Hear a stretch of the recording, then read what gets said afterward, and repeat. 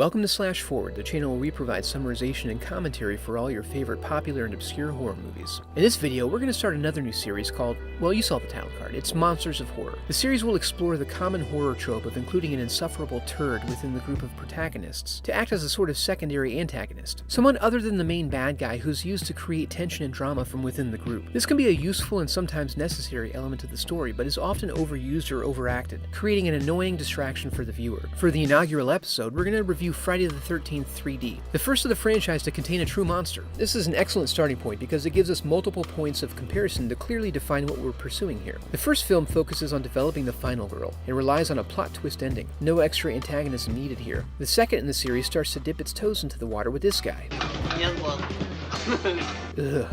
But he never pays us the courtesy of getting murdered for our viewing pleasure, so he doesn't quite make it. The third film is tasked with keeping it fresh and finding a way to create drama and tension within a well-established formula. So obviously, 3D, and then adding an insufferable antagonistic dickhole to the movie. I know what you're thinking. As soon as you saw that we were talking about Friday the 13th Part 3, your mind wandered to Shelley, and that's exactly where we're going to start. Shelley's very hard to like. He seems to spend a significant portion of the movie trying to make his friends hate his guts. He gets invited onto this cabin camping trip under the auspices of being set up on a blind date, which is an impossible situation. If they don't hit things off, neither of them can leave. Add to this that Shelley's natural response to these types of stressors is to engage in immature antics that involve constant pranking with both elaborate setup and time commitment. The type of pranks that only afford a reasonable payoff for the effort if they result in genuine psychological damage. And you have a recipe for disaster. He does this for attention, to feel loved, to find his power most likely stripped from him by being constantly derided by his father for never being good enough, and obviously for sexual gratification. But twist, despite all this, Shelley is not the monster. I hope that wasn't a Shelley-level prank I just pulled there. Shelley is the prime example of what we're not looking for in a monster. But once viewed independent of his flaws and in moments of solitude and quiet reflection, we witness a window into his soul, where we find longing, pain, heartache, self-doubt, and a sufficient degree of pathos to evoke our sympathies.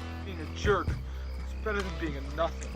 He does things, he understands how people react, and he hates himself for it. But he can't stop. He even has a moment where he finds his courage and runs down a biker in his car, demonstrating a clear desire to live up to an ideal. He just lacks the confidence to fully actualize this portion of his psyche. All of this leads to him dying in despair, with the only witness to his death assuming that he's pulling another prank. And finally, if for no other reason, we have to respect Shelley for providing Jason with his now iconic hockey mask. And with that, we have to shift our focus now to the true monster, Rick.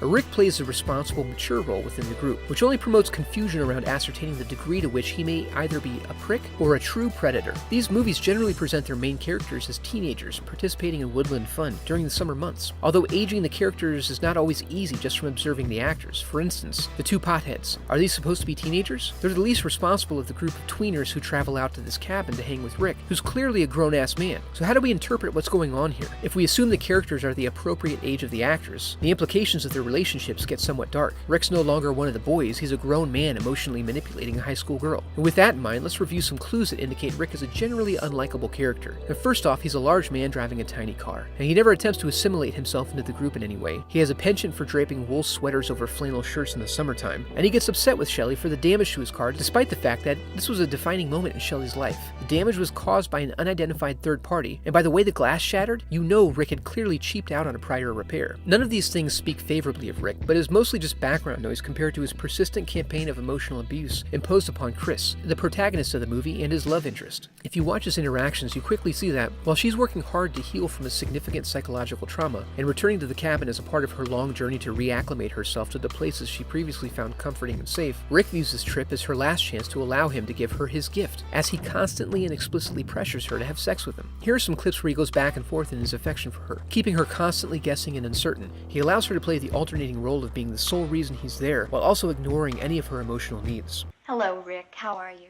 Well, that's a start. Could you just slow down, please? There's only so many cold showers I can take. I think you've gained some weight. Then I gave up an opportunity to spend the weekend with Mary Jo Conrad for this. Stay with me. Why should I? Don't play fair, do you?